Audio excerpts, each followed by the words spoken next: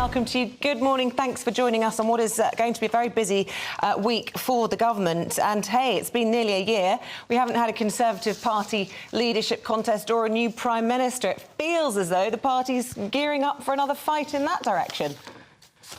No, I'm sure the media enjoys stirring these things up, but I don't think that's the case at all. And actually, you're right. It's going to be a busy week. I thought you were going to say, because today we're launching a maritime coalition for Ukraine to help with their war effort in the Black Sea, which is what I'm doing at Admiralty House this morning.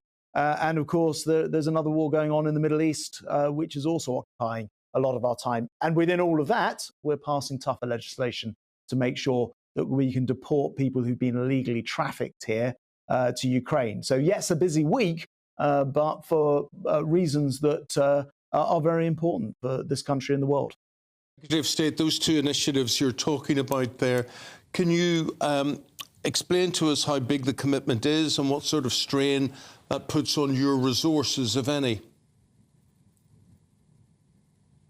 With regard to Ukraine, we're launching something called the Maritime Capability Coalition. This is an international lead for the United Kingdom alongside Norway. And what we'll be doing is ensuring that Ukraine can help to reopen the Black Sea from Crimea and that area in order to export from Odessa and elsewhere their grain, their steel and other products. Immensely important for Ukraine. In terms of the cost to us, they're actually buying these ships. This was an agreement made before the war broke out, in fact. But we're also gifting some other items, but also getting the whole world to join in on ensuring that Ukraine is able to rebuild its naval base and have a Ukrainian navy capable of joining NATO one day as well. So that's the sort of purpose behind the initiative. Bill Browder, a couple of hours ago on this programme, he's been speaking over the weekend about how Ukraine is just a matter of weeks away from running out of ammunition. But, you know, you blame the media for the reason that we're not necessarily focusing on Ukraine at the moment. But actually, I would put it to you that it's your own party at war with itself. That's the reason we're focusing on that. And that your own Prime Minister has scored a massive own goal and created, it's quite a talent, really, to alienate both wings in such an extreme way. Well, look, if you're talking about the sort of Rwanda bill, first of all, I'd say this.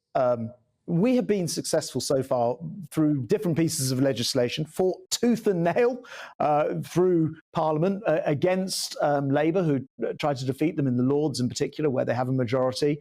And that has led to the number of small boat crossings falling by a third, slashed by a third this year.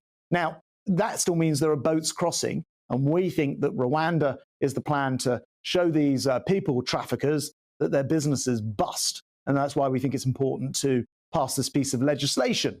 What I'd say is Parliament is perfectly at liberty to debate these things, and colleagues will have different views from right across the House. I mean, yes, but Labour's not going to be your problem in all of this. It's your own party. I mean, I believe 29 is the magic number. If you get less than 29 votes, then this would be the first time, or yes, first time a second reading of a bill will have failed in this way since 1986. And if anyone abstains around 56, then it's a huge embarrassment. People are saying there could be a general election called as soon as this week.